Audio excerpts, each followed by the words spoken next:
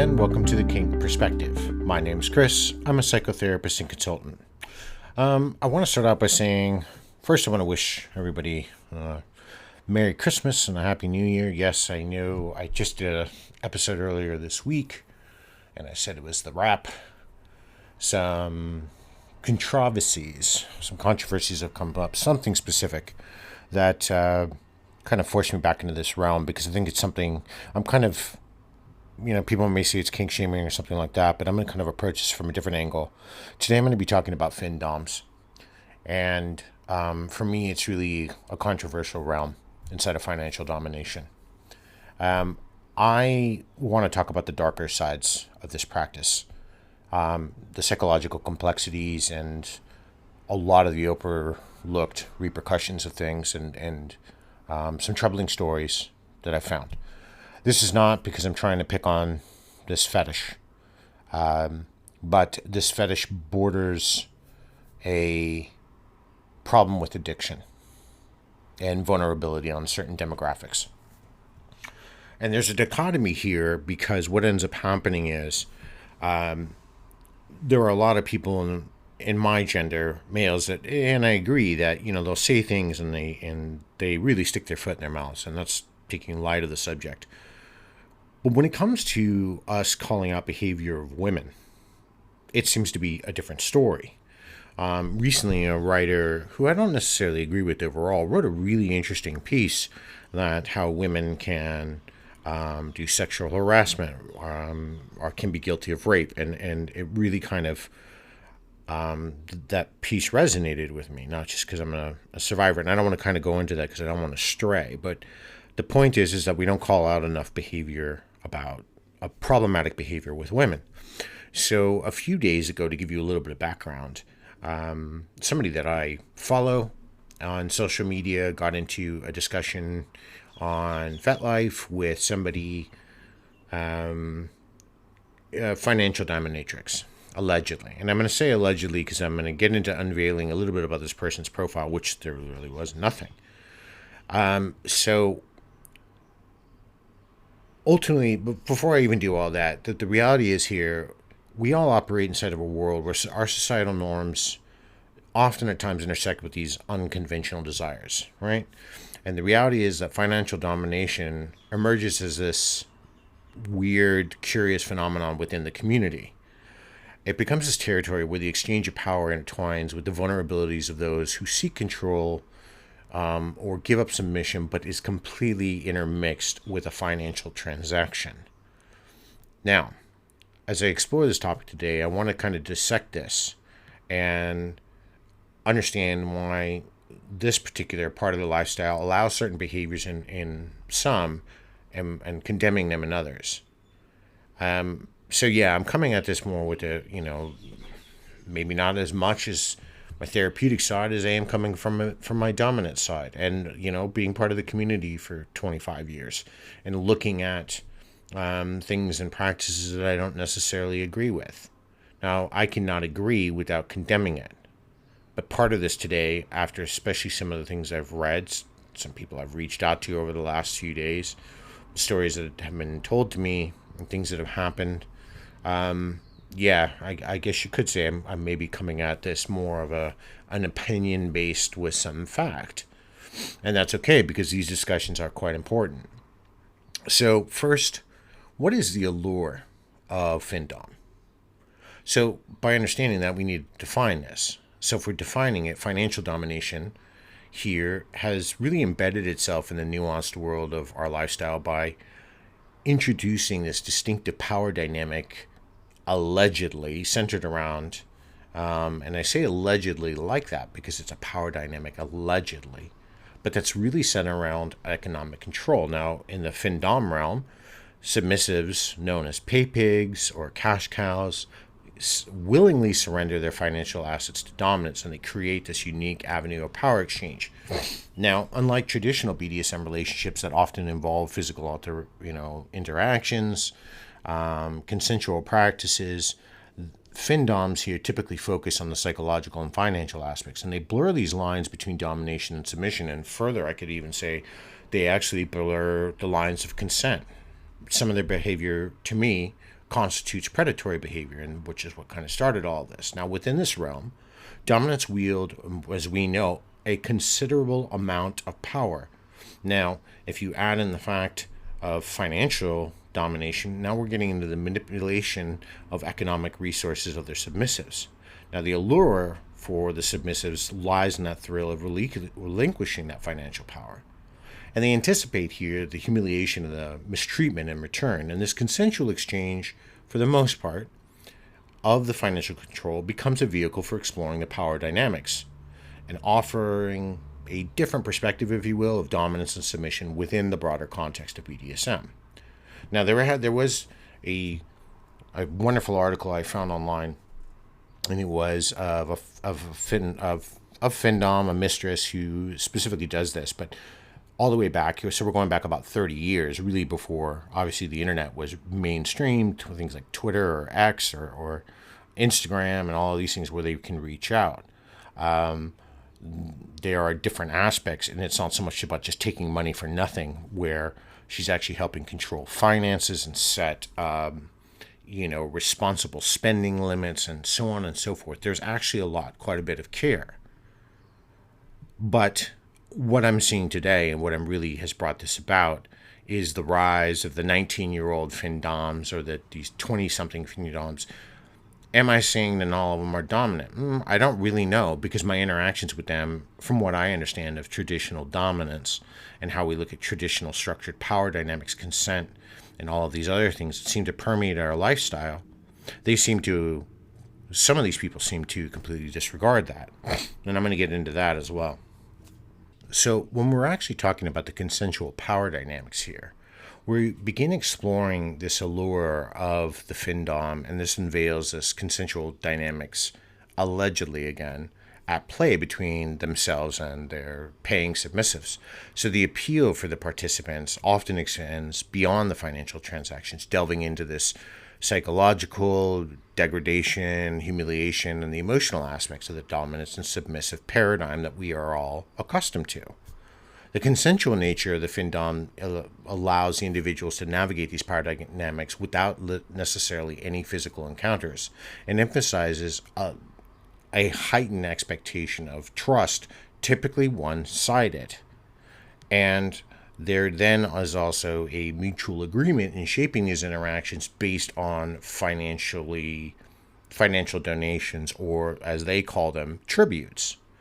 Submissives here, typically men, willingly engage in these scenarios where financial control becomes a manifestation of dominance, within the submissives finding some pleasure in surrendering their resources. So the allure here really is, especially on the Findom side, lies in this intricate dance between power, where the dominants and submissives establish a connection based on something, and they're trying to, the only real consent here is that if they pay, they'll get some sort of form of attention, and then the exact exchange of financial control. But see, there is a darker side to all of this, and there is some facets here that are beneath the surface. And as I'm looking into this world of financial domination, the seemingly consensual power dynamics between the dominant and submissives may, at first glance, appear to be carefully orchestrated within the realms of our lifestyle.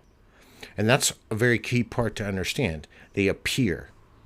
Because when I'm looking, and I've been reading a lot of articles in the last couple of days and gained quite a bit of insight, and I'm talking psychological, I'm talking personal accounts, I'm looking at, there are over, and I'll go into it more, even Findom addiction recovery groups, and to date I counted over 400. Now that tells you that there is a problem.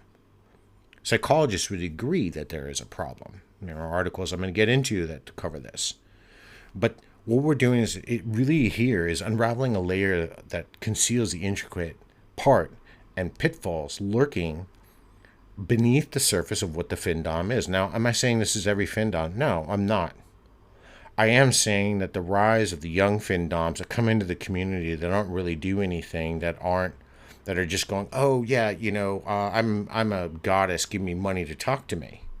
What are you actually doing? So it's fair for me to question, as a sadist, with somebody who's been involved in the community, I won't say a complete global scale, but I've been into been, seen, played, or attended events on 3 different continents. I would like to say I have a really good depth and understanding to our lifestyle. And what are you actually doing besides strapping a little name to yourself and putting up your Cash App or your Venmo? What are you doing that's you're actually contributing to the lifestyle? You're not doing anything. What you are doing, and I'm going to pose this now because I'm going to get into it later, is you are preying on people who are desperate, that may lack self-esteem, who may have addictive personality types, and you're exploiting them. Now, why is this important? Because, see, I talked about this a little bit before in the beginning. There's a dichotomy here. Now, if men do this to women, we call this behavior out instantly, and the droves and droves of people and feminists would be all over this. However, when we do this to women who are exploiting men, this is about fighting the patriarchy, which that's stupid. That's just a ridiculous notion. Let alone we're saying, oh, it's deserved, or this is what men have done to women. No. We're going beyond that. And by the end of this episode today, I hope to change your idea why, at least your understanding. So, within this apparently structured exchange of power, there's the closer examination here reveals the real psychological intricacies and manipulations at play. Dominants captivate this alleged allure of control, but they're not. They're not after the control. They're after the money, and they're manipulating a terrain where the boundaries between consent and exploitation blur. Now, one of the articles I read out astutely points to, out of more than 8 different instances, the emails or phone numbers that they give out are fake. One person points out, quoting here from this article, I've never been in a position where I've legitimately blackmailed someone. I don't want to ruin someone's life over a fantasy. And this was a dominant speaking. However, if they're not willing to risk giving me the money they promised me, I'll either block them. If they continue to make contact and don't give me the tributes I deserve, I am very happy to start letting their everybody they work with. Sorry, I'm just trying to read what they said. I am very happy to give their coworkers insight into the little lifestyle that my pay pig lives. That's blackmail. It's a violation of consent. That's outing somebody. Now, how are we not in the community concerned with this type of behavior? That's problematic. That's unethical. Now, I know that there are some Findoms that walk this tightrope and they follow this balance between empowerment and the risk of crossing ethical boundaries. But I argue the majority of the new ones don't. They don't follow this at all. Submissives here, they're motivated by a lot of different factors that were explored here in some of these articles. They find themselves treading a precarious path. They explore these issues of self-esteem, their self-worth, self-destructive behavior, the need for even escape. They have parental issues, a problem. They've always felt ridiculed by women. So it's continued. So what I'm seeing and what I've been reading in probably about 15 different articles, there is a lot of underpinned psychological and emotional issues that is being exploited. And this is coming from the controlled environment of the Findom.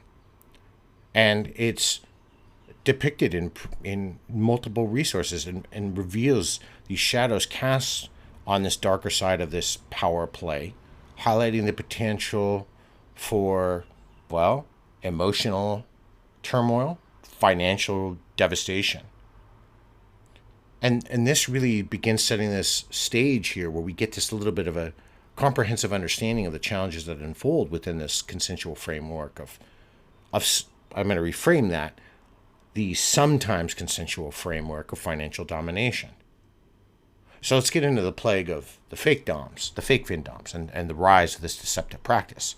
Now, in the Findom community, once this was more of an intricate niche or an intimate space for some of these types of dynamics, they grapple with this rising phenomenon, this infiltration of fake Findoms. Hence my discussion about 3 days ago. This young Findom female, age is relevance because she was 22. And I happened to question. I said, Well, how long have you even been in the lifestyle? So 3 years. So, oh, you were 19. So how much training have you had? Typical questions we would ask any dominant when we were going through a vetting process.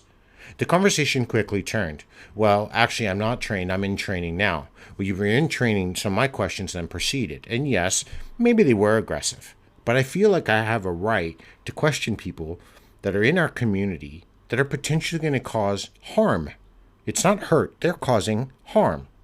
Because her interactions here, and by the way, her profile was completely blank. There was nothing on it. Nothing contributing to lifestyle. It was all about pay pigs and who I can get money from and a couple of photos. And if her Cash App, I think that was about the only thing.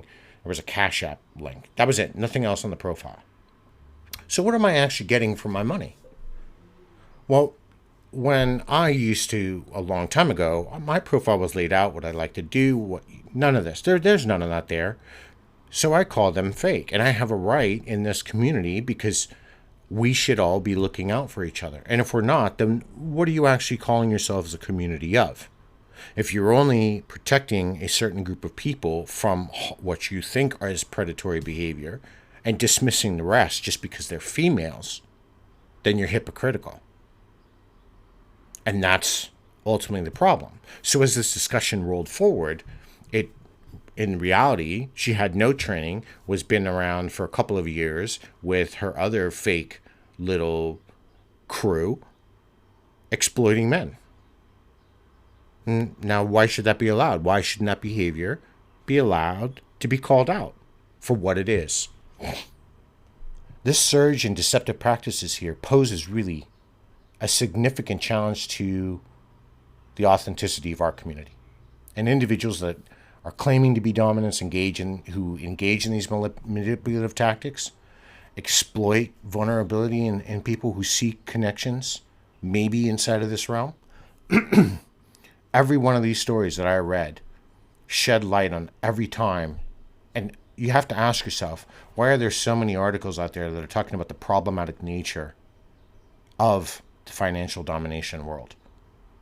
And sure, there are some problems with financial submissives or the Finsubs or the pay pigs, sure, but I mean, what if they don't pay, if they don't get any interaction, they're either going to get blocked because they're not giving their quote unquote tribute, right? But one article vividly recounted the experience of a submissive here who fell victim to a fake dom, emphasizing the dom who scammed me deleted tweets once they were paid. She was the Findom was making claims that if he didn't continue to give more money, that blackmailing was going to be ensued. This person looked extensively at the profile before he decided to engage. But, how can the victim here take any responsibility if it's not obvious? Well, how are you going to know what somebody's intentions are? Yes, in this realm, you're going to to me, you're playing Russian roulette. So there's a lot of responsibility on that side, but we can't discount the responsibility on those who are claiming this side. And this narrative here underscores a lot of the challenges that are faced not only by submissives that are partaking in this part of the lifestyle, but all of us in general, right? Because we're so happy to call out fake dominance and especially fake male dominance. And people are going to sit here and go, okay, well, hey, Chris, you're upset because it's happening to men. No, I'm upset because it's happening in our community, and because it's happening to men, we just turn a blind eye. It's like just another discussion, and I'm not going to go into too much, but I'm going to reference it when somebody talked about, rape can't happen to men. Men can't be raped. That's the most abhorrently disgusting and idiotic comment I've ever heard in my life. Absolutely it can. And I'm very open about the fact that when I was 19 years old, I was raped by a woman. And after I dealt with that years later, the shame and the guilt that I felt, I realized it wasn't even on me. This was long before I got into even the military or anything else that I was really doing. And today where I understand.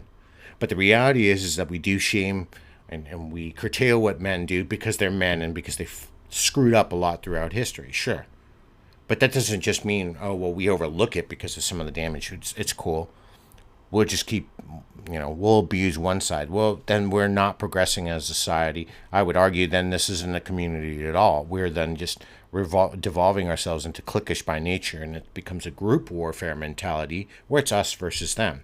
That's not a community. I hang out with everybody.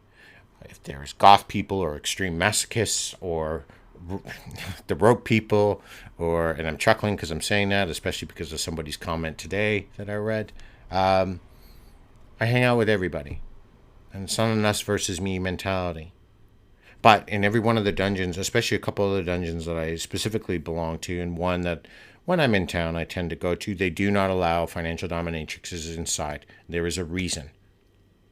And the one question that I posed to a lot of these Findoms that started attacking my argument, that they didn't really attack, they couldn't defend it.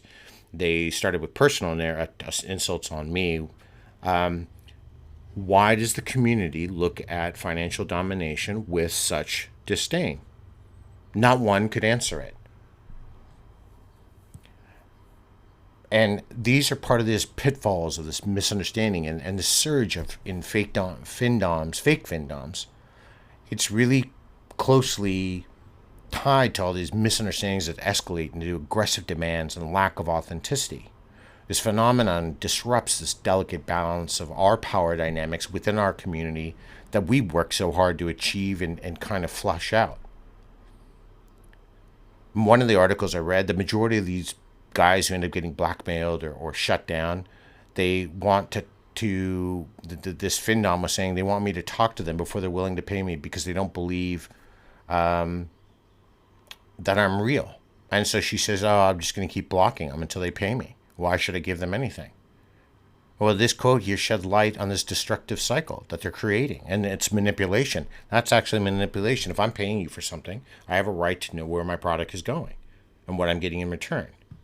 Now, and people are like, oh, well, maybe you don't understand it. They're just giving up their money, and that's part of the thrill. Well, I'm going to get to that. Don't you worry. Now, where submissives seek this specific experience, in turn, fosters this climate of deception.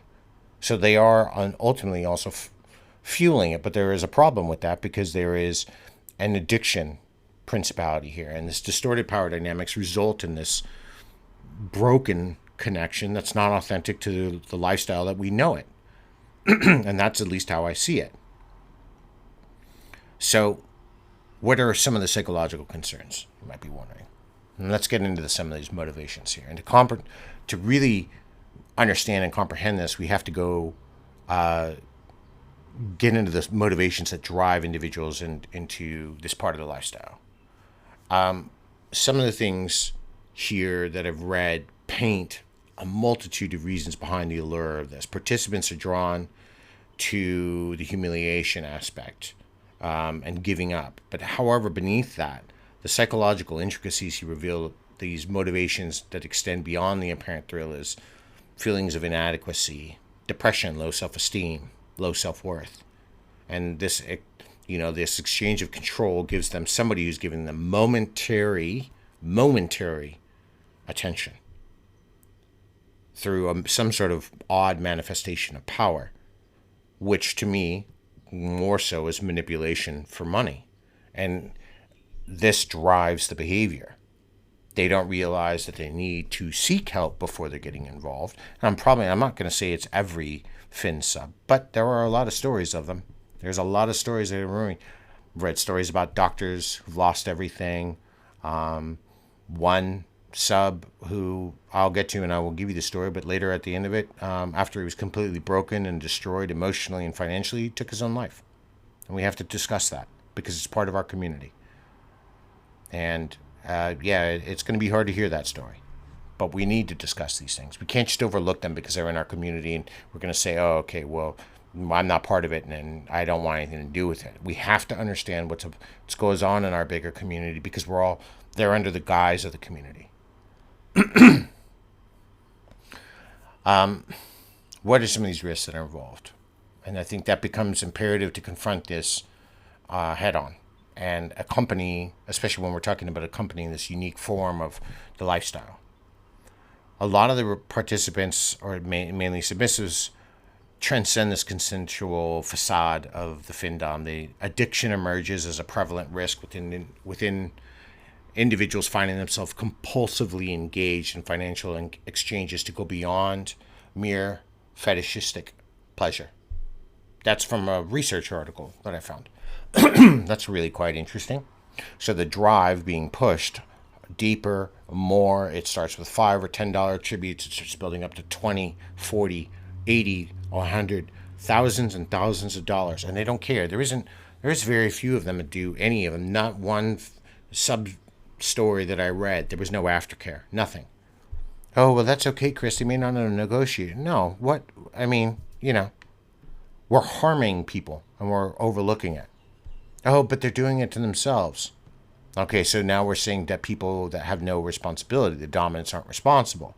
Well, if you were to take that logic and apply it to what's going on when this happens between a male dominant and a female sub, then, well, by proxy, then, by that logic, it wouldn't be the responsibility of the male dominant if he's doing something wrong. No, we don't look at it that way. We condemn both sides of the action. And financial ruin becomes a really big looming risk here within the Findom landscape as individuals really start to spiral, increasing debt levels. Some of them lost property, cars, relationships, families. A lot of these articles present big examples of controlled power exchange that tend to lead towards emotional manipulation that have tangible consequences. And dismantling this facade of a risk-free, consensual dynamic as held under this guise, to me, is just a bunch of horse shit. Because it's not.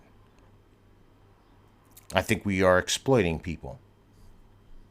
And by looking and interacting with quite a bit of them, I'm starting to fully believe that. I really quite honestly never, I've had friends that have tried to dabble and they're like, I can't do it. I don't want to. I don't want to be paid. It makes me feel a certain way. And, I understood.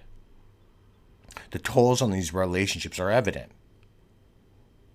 Partnerships facing strain, dissolution to psychological and financial repercussions from the Findom cause people to spiral, move back home, lose their jobs. And the Findoms don't care. Most of them just go on and they find the next one to keep doing. Well, it sounds like me that it's somebody who's doing exploitive behavior and doesn't really care about the repercussions. It sounds to me like somebody who's causing harm. These risks emphasize the need for a better understanding, and probably I'm definitely on both sides, especially within the community. Now, one of these things talked about consensual blackmail, and the controversial practice inside of this that they come to, or the Findom starts typically, and it stands with this exploration into this world as one story of a person named, I'm just going to call them T, a 21-year-old non-binary Findom from Scotland. T recounted a very traumatic experience where the Dom started tweeting their nude pictures without consent, leading to panic attacks and coerced payments. Now, my God, non-consensual. Sounds familiar. We talk about this in the lifestyle all the time. This example here reveals the real potential harm of unethical challenges that this part of their lifestyle gets into, and ultimately led to an extremely traumatic event. And in another story from, we're going to call this person M, a 27-year-old Fin sub from Australia, basically admitted that his brain became rewired because of the intense engagement with the Findom and the control. And the psychological toll and the unforeseen consequences that made him, ultimately, he lost his job because of blackmail. The constant payments, hundreds of thousands of dollars in debt. Nothing. There are no real repercussions because it's not, is this really a crime? And I'm going to get into that too. And there's a lot of, the problem is there's a lot of blurred lines here with these consequences. And to me, if they're a part of our lifestyle, and I'm talking about Findoms, then they don't care about the lifestyle because ultimately they're just exploiting people and they don't really want to contribute to it. The lifestyle is about making it better for our community and coming together as a whole. But I don't see these people playing. I've never actually met in plenty of the dungeons I've ever been to or events I've been to. I've never actually seen them there.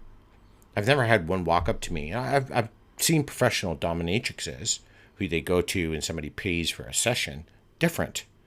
But a Findom I've actually never seen anywhere. I've never actually met them because they only really typically exist in the online sphere. That's changed in the last 30 years. The online our online connectivity has changed what it really is. One, a princess, we'll call it Princess M here, a pro Findom with a decade of experience at 27, talks about her challenges navigating consensual blackmail and that she uses any information that the subs give her. And she exploits that to get more money. And she creates the demands because then by doing so, and by the way, if you take 10 years off of her experience from 27, we get 17. So problematic there. Maybe my math's off and somebody else can explain that to me. But these stories highlight these problems. Oh, but Chris, you're only picking on a few stories. Well, I've read about 48 in the last couple of days. That's a lot. Maybe not a lot in the grand scheme of our community. But if these were the similar stories that were going on with females and they were having a problem with, I don't know, some males in the community, 48's a big number. And what we're really talking about getting in here now is we're getting into the trauma and the psychological harm. These instances of sometimes consensual, or most of the time that I've been reading, non-consensual blackmail goes too far. And a lot of them start talking about, oh, well, I'll do stuff to get money out of my clients to, I'll call child services on, if I know one of my subs has kids, I'll call child services and threaten them if they don't give me money. I'll expose what they're doing. That creates lasting trauma. And that's blackmail. That's a crime. But we're just overlooking it because a lot of these places, as long as they're following the rules, they can skirt underneath it. And the problem is here, ultimately, there's an addiction and compulsive behavior that goes through it. Now, there are these risks that go on beyond the financial realm. The person I mentioned earlier, one of them, T, as really started to go in and discuss their addiction and the compulsive behavior that drove them to the Findom realm, because that financial submission took the toll where it was never enough. I would get something of just a little bit more, but then the goalpost got moved. And they already have addictive type personalities, so this gets exacerbated by the Findoms. And as the risk of addiction becomes palpable, and they're driven by the dopamine rush of the monetary submission, they find themselves ensnared in this compulsive growing cycle. Well, it's not 5 anymore, it's 10. It's not 10 anymore, it's 20. 20 is 40, and so on and so forth. And this goes beyond the mere financial traction. It really does go into the darker side of what's going on here. Because while it might be a quest for the emotional high, most submissives talk about the toll afterwards, where they're complaining, hey, I can't pay my rent. Well, why don't they just stop? Because that's going to be a question I know. Because they can't. Because at this point, they're addicted. It's like any other addiction, like gambling, like drugs, like alcohol. It must continue because they can no longer function without it, and it's being exploited. In one account that I told you about, the male from down under, when he really talked about this rewiring of his brain, this shift for himself from the initial allure became a psychological necessity because of what the Findom was telling him. And it's almost like, and I've discussed this before about Pavlovian responses or operant conditioning. So we're rewiring how their behavior works. And he literally became dependent on the Findom for any satisfaction, for any emotional moves, and altered his behavior and his priorities because that's how she conditioned him to do. Why is this important? A long time ago, very sadly, there was a young girl murdered, Grace Millane. Some of you may have heard of that, made worldwide press. She was from the UK, from the UK, was murdered in New Zealand. She was exploring some aspects of, her sexuality, ran into a real dipshit. He tried to claim that during a consensual sexual act with breath play, he killed her. He didn't, but how does this tie in? Long story short, in the UK, they created a law known as coercive control, or made it more prevalent. Why is that concerning? Coercive control covers the psychological and emotional control that individuals have over somebody else, and they criminalized it. Now, the problem with that I spoke out against was that how do we know? And who are you going to train to recognize that? And how can we then say there is a difference between what we do in this lifestyle that's consensual and you as on the legal government side saying what I'm doing is illegal? But here, this is where this would get into, in theory, violation of law because it's coercive control. This young man couldn't do anything because he was so ensnared by this Findom. Every experience he had, every perspective, everything was only given to him if he paid and then was told. And the weakness and the addiction was exploited. And there is a wonderful article. She's a Dr. Lori Beth Bisbee. She's an expert on sexual behaviors, and she really gave some insight into the psychological impact on compulsive tendencies within the Findom community. Now, this was interesting because she talked about compulsion, because it's really an irresistible urge that surpasses beyond desire, and we're talking about compelling people to partake in things that may jeopardize their psychological or emotional well-being at any cost. And if we're looking at that and we're trying to understand these things, particularly compulsive behaviors,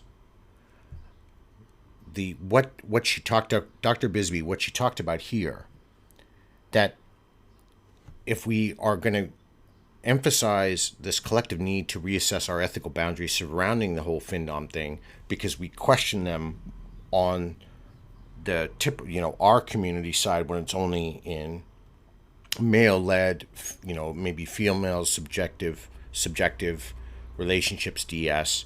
We need to start questioning them in the Findom sphere, which is, 99.9%, if not 100%, female-led. I don't know any male Findoms. Maybe they exist. But the reality is it becomes this compulsive engagement of financial domination. And I don't really see, I haven't seen anything when I question this particular individual. What are your safety practices? They don't have any. They had no response. Of course, now other Findoms flocked because it was attacking one of their own. And I'd ask the same questions. What are your protocols when somebody's getting hurt? What if they can't do it? What do you do? There was no answers. There was no response to any questions. There was a lot of personal attacks. Some of them got very, very personal. And when I find I'm engaged in a discussion or a passionate argument and somebody starts with the ad hominem attacks against me, the reality is that they can't defend their behavior and they're just going to shout names. It's kind of like, well, I'm going to hold my breath and whoever holds their breath long enough wins. It doesn't really work that way. But there is a disturbing reality here, and there are scammers and unethical practices that prey on the vulnerable, and they are preying on those who are weak, and we are preying on those who are suffering. They are recognizing many of these people, not all, but many of these Findoms, and especially the young ones. I really don't care. If you want to think I'm targeting you, fine, because I'm coming at this. This is more objection based than anything, and I've got quite a few facts to back it up. But they're focusing on people with low self-worth. They're focusing on people with self-destructive behavior. They're focusing on people who have a need to escape life. They're focusing on men that are lacking intimacy in their life. They're focusing on men that have difficulty maintaining one-on-one relationships with women. And they are focusing on men that need a chemical and emotional high to survive. And the articles are out there. If you don't believe me, go read them.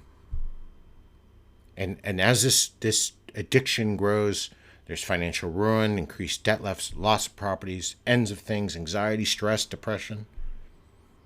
Permanent psychological damage, permanent psychological and emotional harm. And yeah, I'm passionate about it. You probably hear it in my voice. I'm a little fired up because it angers me. And I'm happy to go all day with any of them that want to sit there and argue with me because they don't have an argument. And this led me to a very sad story. And this was a tale of an addiction that some may know, some don't. But I'm going to give this person a name, but the story will remain unchanged. And this centers around someone named Alex. He was seeking a creative outlet and found himself kind of drawn to financial domination. For some reason, he thought it might be something to explore. What he didn't seem to know was that this harmless exploration would spiral into a severely nightmarish addiction. And it mirrored destructive patterns of substance abuse on a magnitudinal level. Alex's foray into the Findom echoed the familiar stories of escalating desires and diminished returns. And like a drug dealer, Miranda, we're going to call her, she was a really captivating Findom, skillfully urged him to start with small doses, right? Just give me a small tribute, $20. And it was a mere just tap on the screen, digital transaction that he couldn't seem to shy away from. And it was almost unreal for him, making it really easy for him to succumb to the initial rush of giving money away that he worked really hard for. Now, as time went on, the rush became increasingly elusive and demanding higher and higher tributes or quote-unquote doses of financial submission to maintain any fleeting ecstasy. And the parallels here between Findom addiction and other destructive behaviors such as drug addiction or gambling become really evident. And the allure of this submission and turned into a relentless cycle. And it trapped Alex into this spiral of escalating monetary sacrifices. Massive credit card debt, over $90,000 on one. And I think it was, I don't want to go into too many numbers because it's something based, and some people may know. But Miranda was the puppeteer here. And especially more so on the other side of the screen. And not only talked back, but actively fueled Alex's addiction. Through tweets and messages, she strategically triggered every one of his vulnerabilities, and she manipulated his desires with calculated precision. The addiction that once started at $20 evolved in a relentless pursuit of higher and financial stakes. She would do it when he was going to sleep, hours before he would get up. So we were talking about now causing sleep deprivation. And discarded any concerns that he had that he was no longer paying rent, he couldn't eat, he was living on literally rice just to make tributes to her. She didn't care.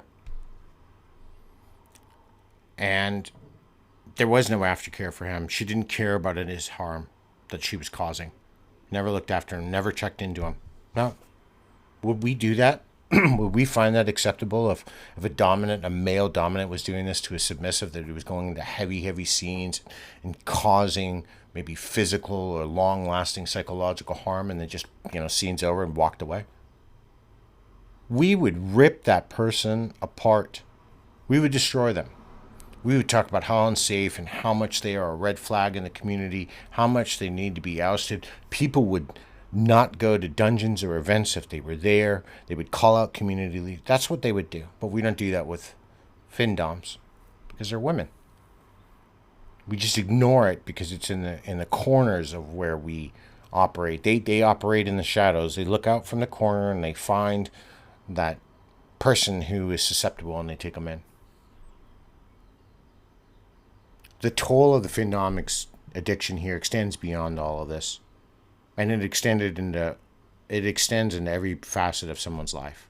And for Alex, the consequence manifested not only in his debt levels and losing his home and his car, his family relationship completely disintegrated.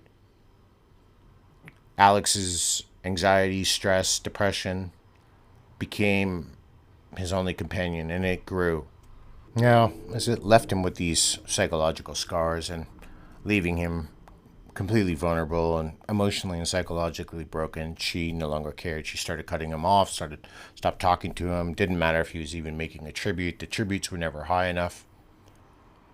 Alex, at the end, couldn't take it. And I know certain key words here are triggers, so I'm just going to leave it at that Alex is no longer with us. And I will put a warning. It's probably going to be late, but there'll be a warning on the front of the episode if somebody recommends this to somebody else. But I mean, where are we at for Alex? Where are we at in this community? We're nowhere. We don't hold vigils. Probably most people do. Some people know. Some people don't. We don't care. And where's Miranda? She's still operating. She's still out there looking for the next pay pig to exploit. So yeah, I'm not a fan. Financial domination, for me, the way it appears, from what it is, what I look at it now, maybe not where its origins came from, it's a scam. They're peddlers of emotional manipulation, and they prey on the weak. If anyone else did this, we would not stand for it. But somehow, because it's women doing it to men, they are empowered. And let me tell you what a crock of horse shit that is. This is the most ridiculous notion that I've ever come into and seen as I've kept having to look into this. And it's disturbing for me. Because this isn't just one story. There aren't just over 400 different globally, Findom addiction recovery groups. There's probably more. I stopped counting after a while. I found them all over the world. It tells me that there is a problem with this part of the lifestyle. It tells me that there is a problem within our community that maybe we're dismissing it there. It tells me that there's a problem that we're dismissing stories like Alex or T or M or a couple of others because it doesn't matter, because they are men. And shit, hey, maybe they deserve it. Well, if you think that way, maybe you need to reassess your entire point in being side of the lifestyle. Maybe you need to reassess your entire point of saying you're a part of a community that welcomes everyone and we look after each other. That's what we're supposed to be doing. We're supposed to be looking after each other for problematic behavior. And that's what I'm doing. And it's really hard. I realize we have to, it's hard to confront this challenge.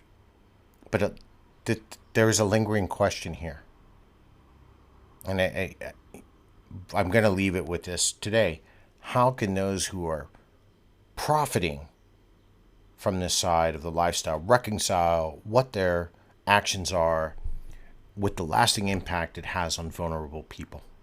And I mean, even if I just phrase it that way, not even going to give you the demographics or talk about the sexualities or the genders. How are we okay that these individuals are profiting from the vulnerability of people? I'm not okay with it. I think it's abhorrent. I think it has nothing to do with their lifestyle. I think they are exploitive leeches. And yeah, that's my opinion. I've never liked Findoms. And if you continue, if people who are going to Findom and be out there, I'm going to be very willing to step forward and confront you in any type of discussion. But, maybe you think I'm wrong. Maybe you think it's okay. Maybe you think men deserve it. Maybe they're not that weak. Maybe so. I'm going to leave this question up here. I'm going to put this question up about exploiting people who are vulnerable. And I'd like to see some, maybe what the community responses are, what we actually think of this subject. Because I know it's a hard one. And if you can't really hear it in my voice, I am very fired up about this. There is a lot about this subject the more I've looked into it. It's like when I'm working with my clients and I have to learn something new, and I look into these subjects and how disturbing they are, and I'm trying to help them, that it doesn't passionately move me. Well, I'm passionate about this right now and I'm fired up, and that's probably, I don't know, not a great idea to have a vet targeting and looking in your direction if you're doing something wrong, because then that means we're not going to let it go. And we're going to probably keep calling it out. And if you think I'm wrong, well, let me know. Let's have a discussion. Let's have a rational discussion. Talk to me about this and let me know what you think. Why you're driven, maybe if you believe the other side, that they have all the right to take every dime from some willing person that wants to give it up. And it doesn't matter what happens to that person as long as they get paid. They get their Benjamins, right? They get their money. And they don't care what they do to anybody else. If that's what argue it. Let's see it. I'm just curious. I want to hear from the community on this one, because this is it's a very important subject. So this is a bonus episode because I was done until, I kind of had to stop my vacation to kind of come back and talk about this. So again, I want to wish you all a very Merry Christmas, a very Happy New Year. This is definitely going to be my last episode for 2023. I'm going to go and relax and spend the next couple of weeks decompressing and then still, working here and there. So if somebody needs me, please be reminded of one thing. I'm just putting this here at the end of the episode. If you are in the community, I am offering 30-minute sessions. I'm doing 20 sessions for free. You are welcome to reach out for me if you need somebody to talk to during the holiday season. Christmas, day after Christmas, I'm not working, but you can email me and I am happy to talk to you. So if you have a problem, you need somebody to talk to, you got 30 minutes of somebody who's willing to listen. May not be a lot, but it's better. It's the best I can do. I'll put, my link to my business or my website is on the description here. So please feel free to reach out. Be safe, be kind to each other, look out for each other. Until next time, everybody, and until 2024, be safe, stay kinky.